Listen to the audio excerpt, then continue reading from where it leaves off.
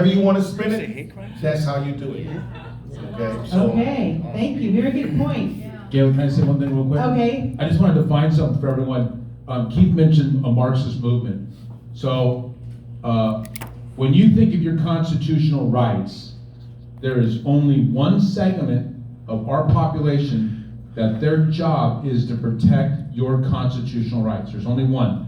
A law enforcement, when we say sworn, okay, when we say sworn, it is an individual who takes an oath. They swear an oath. And that oath has nothing to do with fighting crime. That oath is 100% about protecting the Constitution of the United States and all enemies, both foreign and domestic. Okay. When I took that oath the second time, I didn't know what it meant by a domestic threat. I do today. I do today. So, make no mistake, if there's a Marxist movement to get rid of American culture, they must eliminate all law enforcement sworn officers in this country to do it. yes. So that is part of what I think is going on. But our law enforcement officers are the only segment in our civilian population sworn to protect our constitutional rights. We can have a debate if they're doing a good job of that, Right. but that's what they're there for. Okay, fair enough. I appreciate that. Okay, thank you very much. Yes, so that brings us to thank you all for your great answers, it's very informational. With regards to our next question, which is talking about defunding, that's been a big push by the Democrats lately, especially BLM messaging is definitely pushing for it in their demands. They want, to defund. And actually I saw a report, what was it, yesterday or the day before, that Berkeley is going to actually try using civilians, unarmed civilians, to handle traffic stops instead of police. Does that mean I'm qualified? Can I get a job? Why would you want to live there? Do we have any volunteers?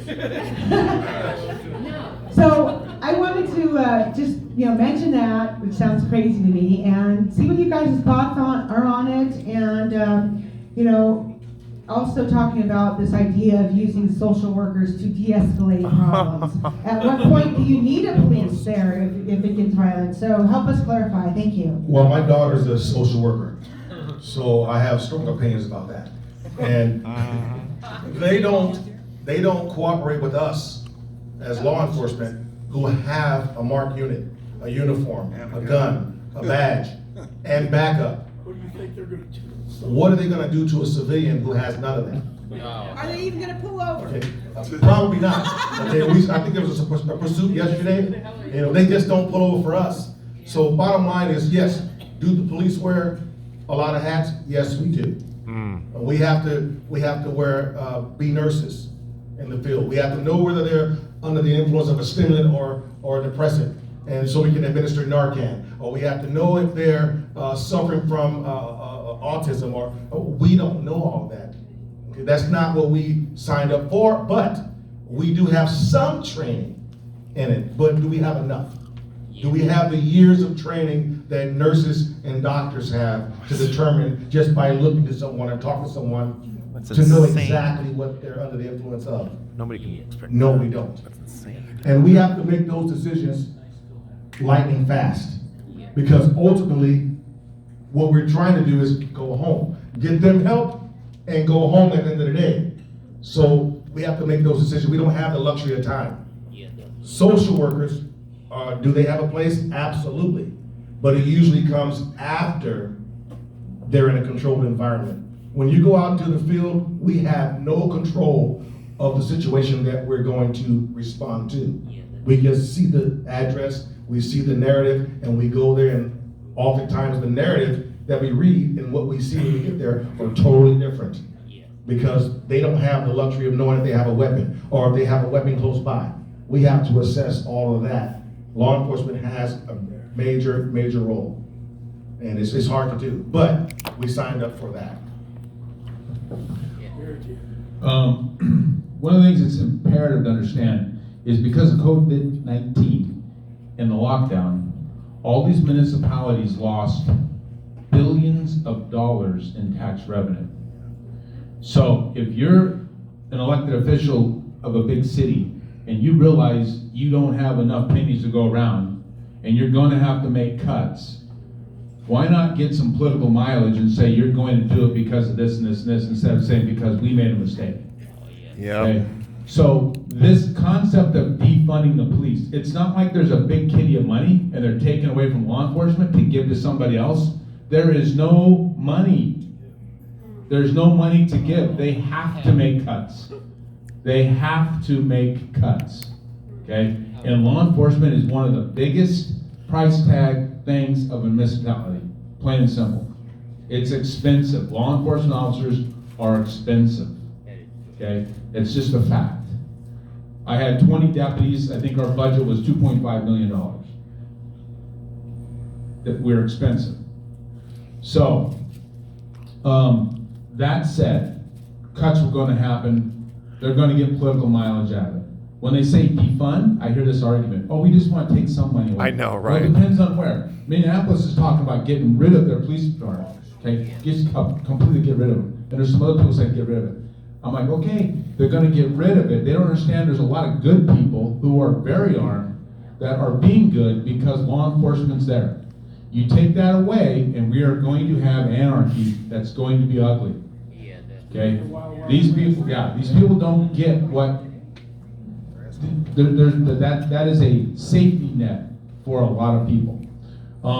As far as social workers go, I'm for having a myriad of people involved in de-escalating and what we have to do. Deputies are trained to de-escalate. You have seconds. You show up to a crisis situation, you have a little sentence or better telling you why you're going to this place, okay? And you have to figure it out on the run with people screaming, people who've lost their mind.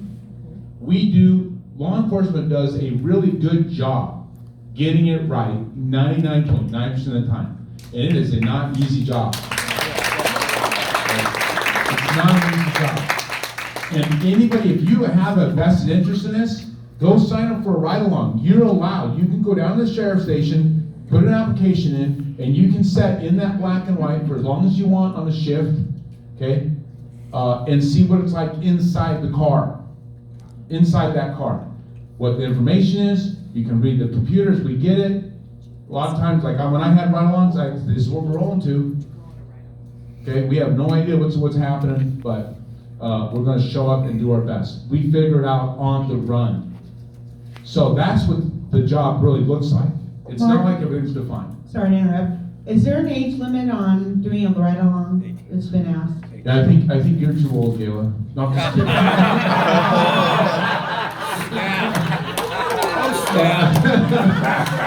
All right, I'm glad people got a lot out of that. Okay.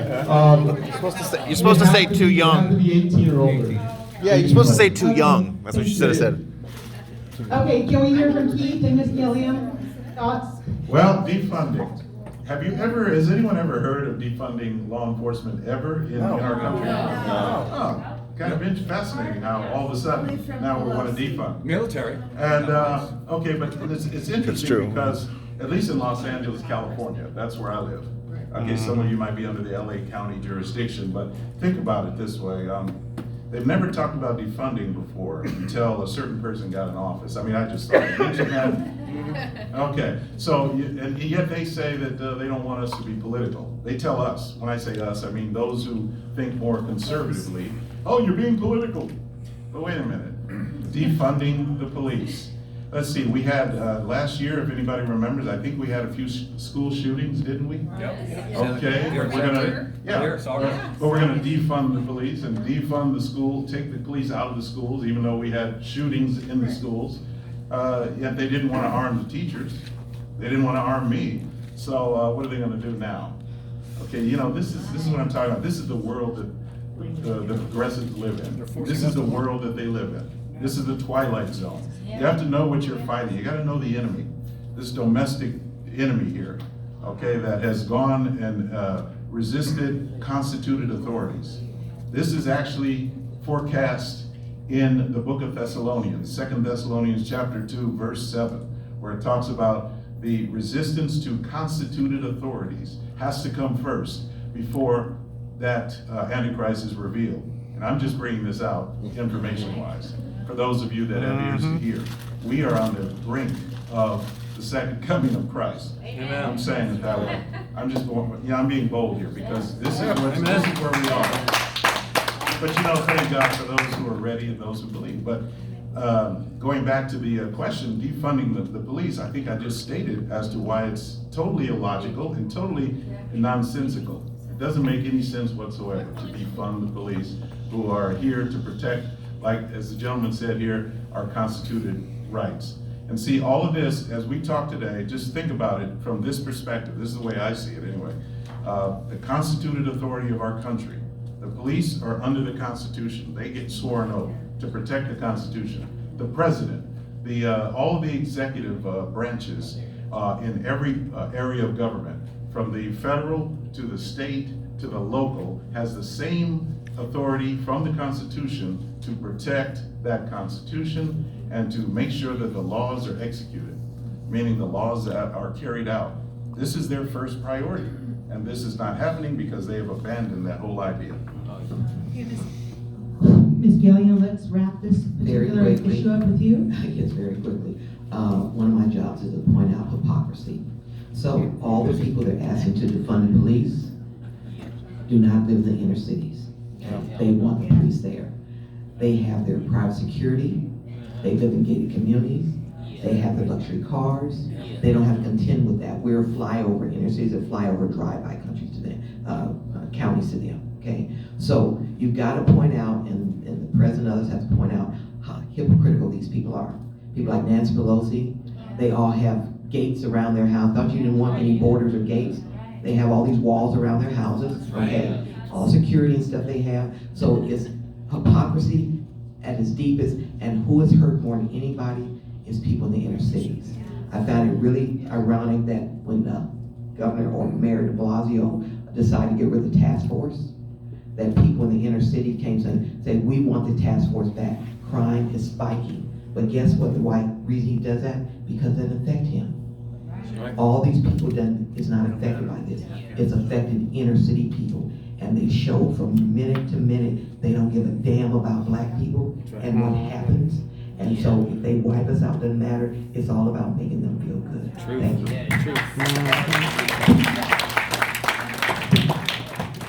Okay, just moving on to the next bullet point. You mentioned this all started off with George Floyd. What was that? Gosh, was it almost a month ago now, right? Longer than a month? Yeah. Okay.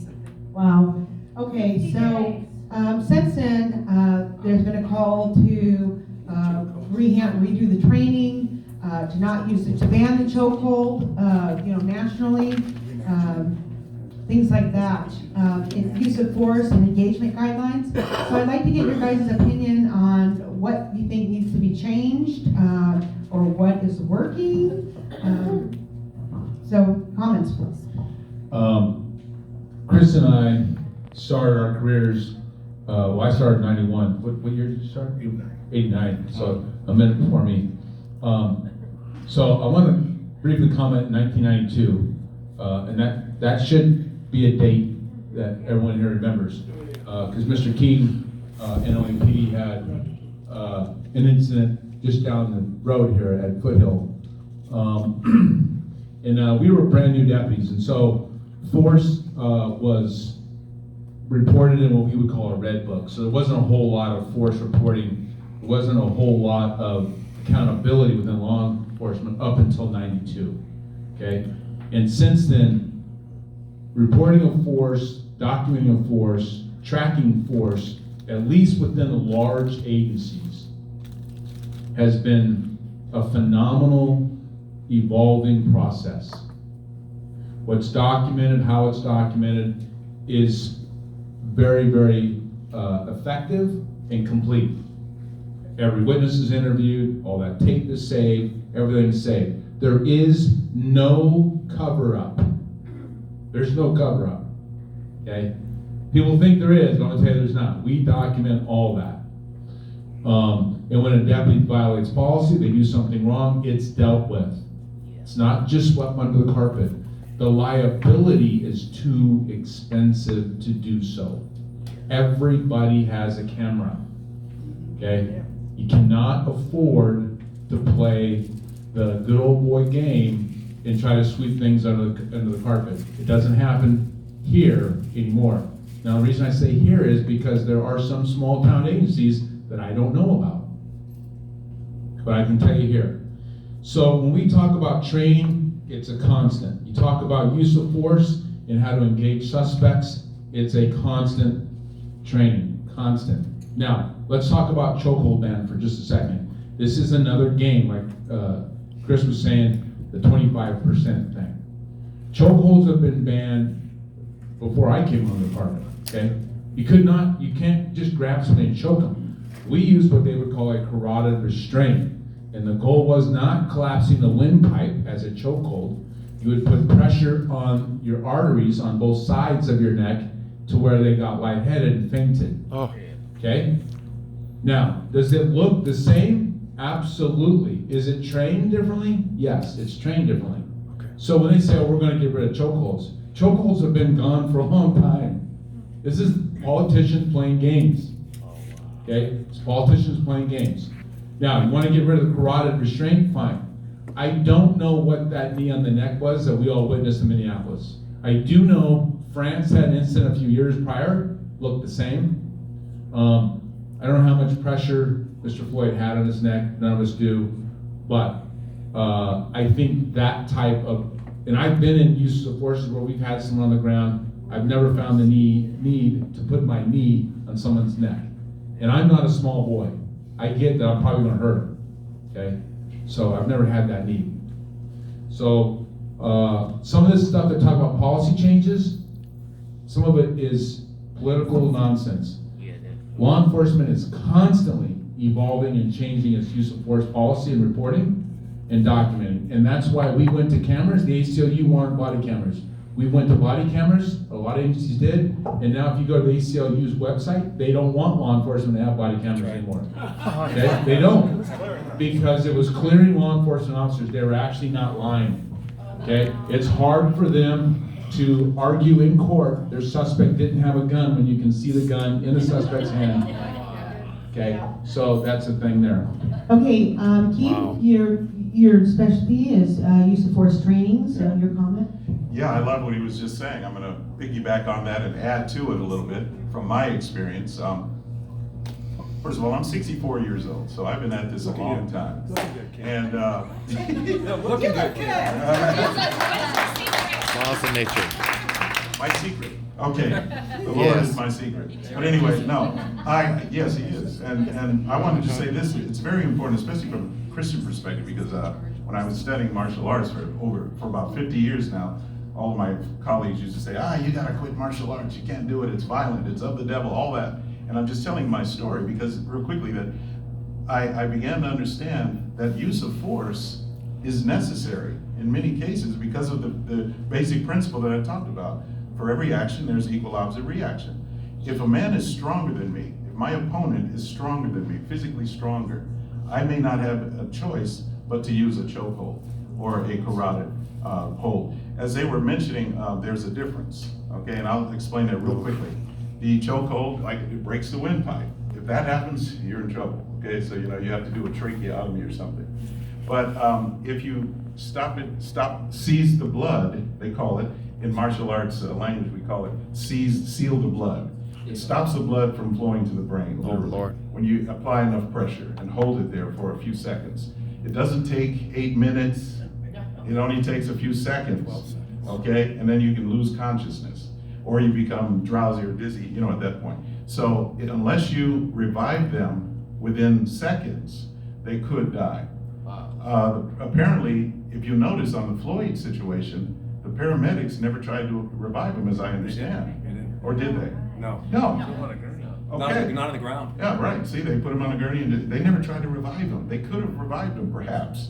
But the point is that, first of all, 8 minutes is very long, and that's it. He's out. Because no blood to the brain, when we're talking about oxygen and blood, it takes, 5-6 minutes or something like that. Oh. So, again, oxygen here, blood here on the side. Think of it like that. And then also think of this, think logically on this, guys. I mean, what is the reality of this? You ever see mixed martial arts?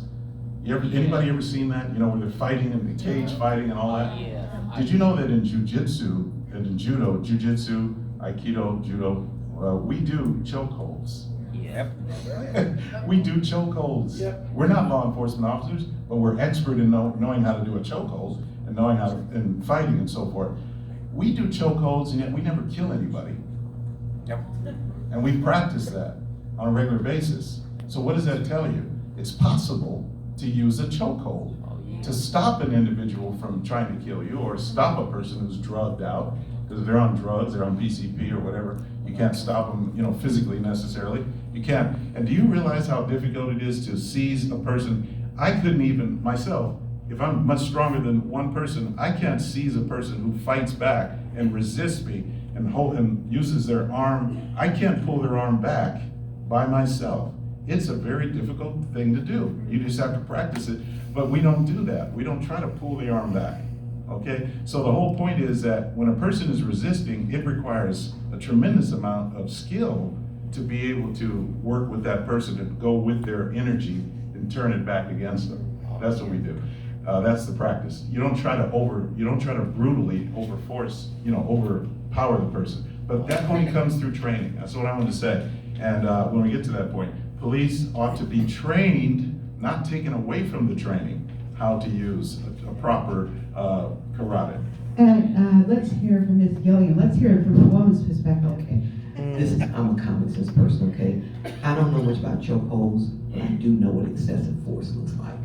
And why the police officers get in such a trouble, because they go over and aboard. When somebody is subdued, they're subdued. Stop it. And other officers should be free to do that.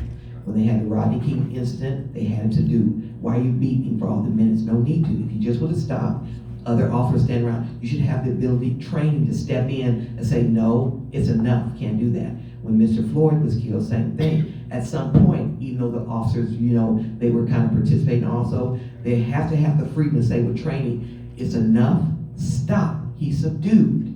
And that's how they're getting themselves in trouble. Reform needs to come from when the other officers, like say, feel free to step in with the abusive behavior.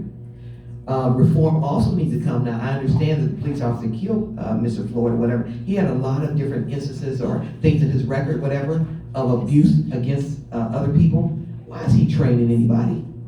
Some of those people are rookies or things like that. He has no business out on the road training new officers, whatever, when you have things like that in your past. But you have these unions allowing this to happen. The last thing, they should have a community board of officers, plus a reform also with the community there. And before they systematically fire officers, they deserve due process also. The Board of Police and the civilians should get together to make that determination. And they gotta get some of these unions out of it, because a lot of these police, some of them, a few of them, should not be on these forces. 99.999% are good. The one is making it really bad. But stop when the person is subdued. They wouldn't get themselves in trouble. Thank you. Actually, I wanted to move on to the next question, Chris, if you don't mind, because you and I had talked about this on the phone while we were going through the topics, which is changing the narrative of the media and Black Lives Matter messaging, and talking about peaceful protesting versus, violence, disruption, and also, damage to the community. The bottom line is, there are people out there that are out there to protest peacefully. We support that. Okay, let's clear it up right quick. Nobody wants bad cops gone more than good cops. Okay? Good cops want bad cops gone. Okay, so protesting is something that we go out to protect. We want protest. We all benefit from that, even law enforcement officers. We have families out there. We're out there when we're off duty. We benefit from the protests. The problem lies when it's inlaid with people who are out there trying to create havoc. Those that are out there fighting. Those are out there damaging property. Those are out there under the auspices that they're peacefully protesting. They're mixed in, so it's hard to see who's who, so to speak. So we go out to respond to assist those that are peacefully protesting. The media knows this. So let's keep in mind, I don't know if we have any media here, but if you are, you know who you are. You know who you are and you know what you're all about. Well, we know her. That's my niece, so she's different. but the media has an agenda. They're only going to put out there what they want people to see. Things that are going to create a reaction. Okay? The first video that, going back to George Floyd, the first video that I saw when it first happened. Keep in mind, I've been out there for 30 plus years. I know what it looks like when someone has swallowed an 8-ball and then come in contact with the cops. It's not uncommon for a person who use or sell drugs to take that drugs and ingest that drug right before they make contact with the cops. Okay? When I saw him on the ground, the first thing I told my wife, I said, he swallowed an 8-ball.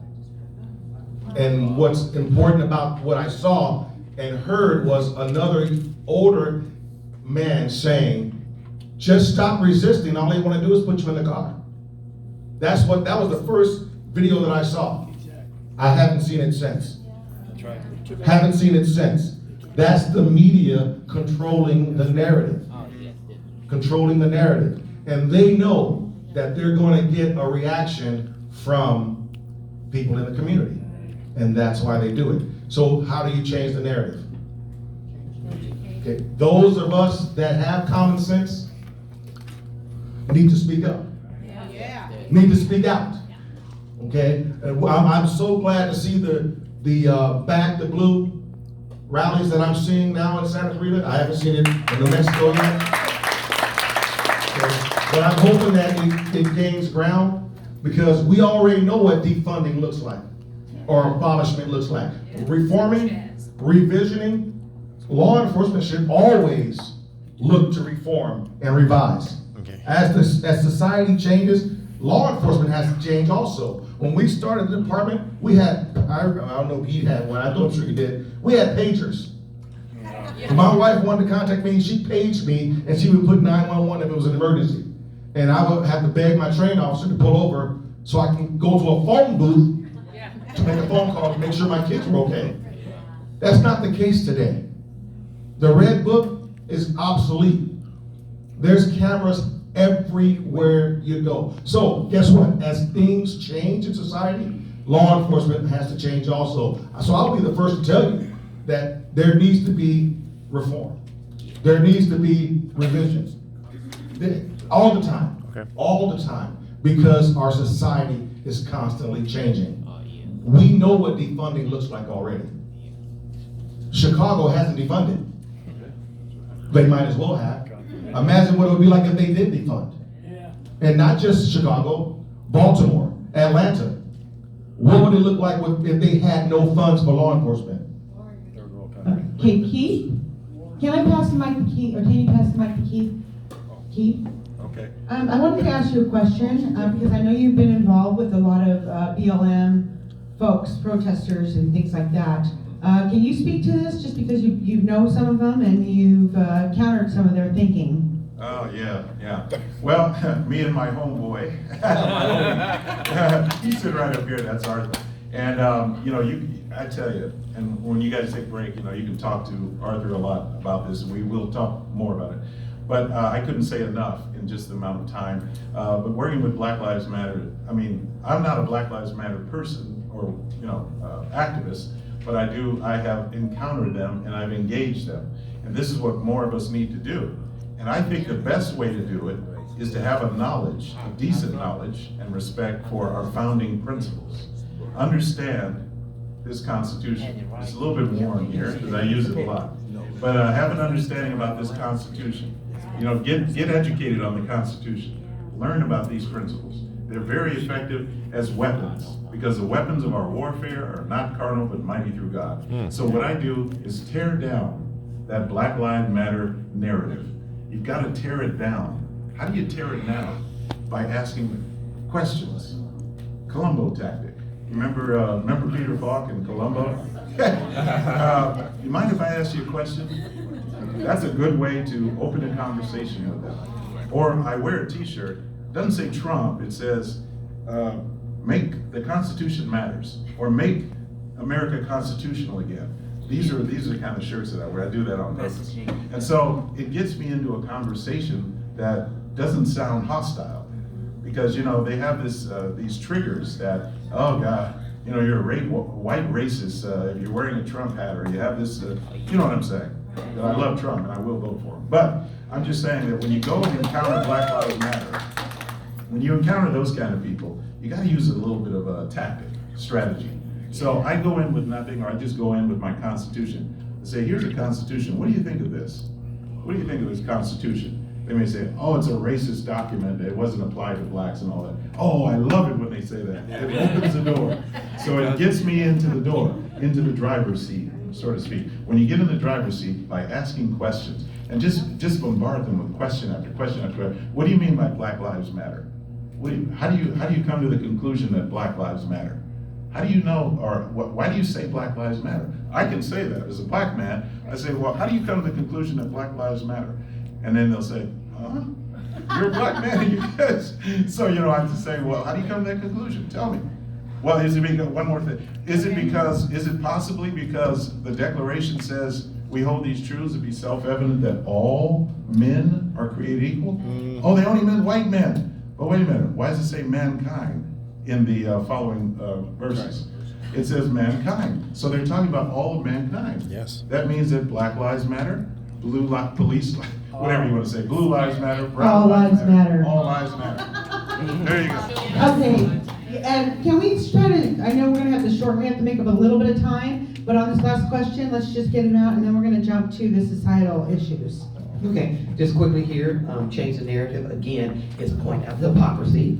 So Trayvon Martin, 2012, Michael Brown, 2014, Eric Garner, 2014, Trayvon Rice, 2014, Freddie Gray, 2015, Dalen Roof killed 9 in the church, 2015, Sandra Bland, 2015, Mr. Castillo, 2016. What do all these people have in common? They died under President Obama.